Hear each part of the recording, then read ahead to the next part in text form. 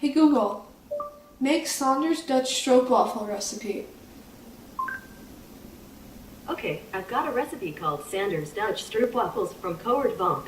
This recipe serves 24 and takes about 1 hour and 50 minutes to make. Does that sound good? Sure. Great, let's get started. Prepare the ingredients. There are 11 ingredients. I'll read them one by one. Let me know when you're ready for the next ingredient. The first ingredient is 60 milliliters milk, 2%.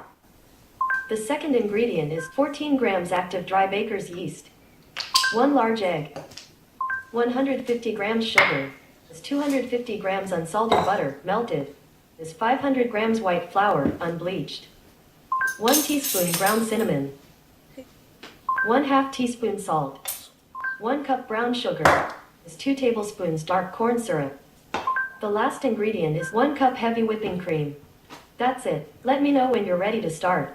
Hey Google, I'm ready to start. First step, warm the milk and stir the yeast into it, allowing to stand for a few minutes. Next step. Second step, combine this with the egg, sugar and melted butter into a standing mixer. Mix together until combined. Add flour with 1/2 teaspoon salt and mix well. Next. Allow to stand at least 45 minutes or up to overnight. Would you like to set a timer for 45 minutes? Sure.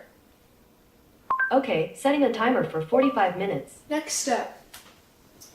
Place a 2-quart pan over high heat and add the brown sugar, then pour corn syrup over top. Heat and stir the sugar mixture until melted and bubbling. Warm the cream in microwave for 30 seconds. Next step. Add cream all at once into sugar mixture and stir constantly until well combined. Don't worry that it looks like it will never melt back into something good. Boil at high heat until thickened, when candy thermometer registers 238 F. Then let cool slightly until spreadable consistency. If caramel becomes too thick while cooling, it is possible to reheat over lower heat.